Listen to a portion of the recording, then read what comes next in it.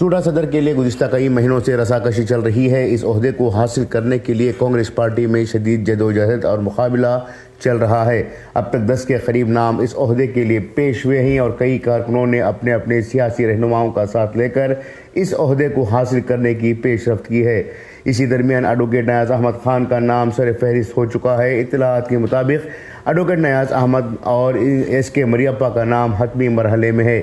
इसके अलावा जिला कांग्रेस के सदर एच.एस. सुंदरेश भी फहरिस्त में आ चुके हैं।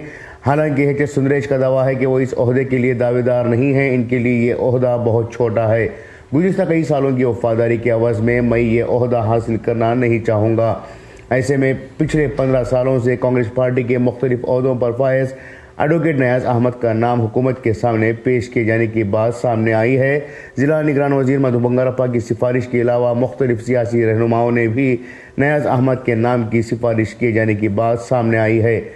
हालांकि शिमोगा साउथ ब्लॉक कांग्रेस के सदर करीम पाशा का नाम हतमी मरहले में था। बादशाह पार्टी के अंदरूनी इख्तिलाफात की वजह से इनका नाम फाइनल ना हो सका। बावजूद इसके वो अब भी इस ओहदे को हासिल करने की जदोजहद में ही।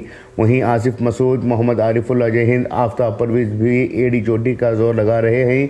गौरतलब बात है कि कांग्रेस पार्टी ने इंतखाबात के दौरान मुसलमानों से वादा किया था कि वो सूडा और दीगर ओहदों के लिए मुसलमानों के नाम की सिफारिश करेंगे और इन्हीं ही तरजीह देंगे। ब्यूरो रिपोर्ट, इनकलाब न्यूज़, शिमोगा।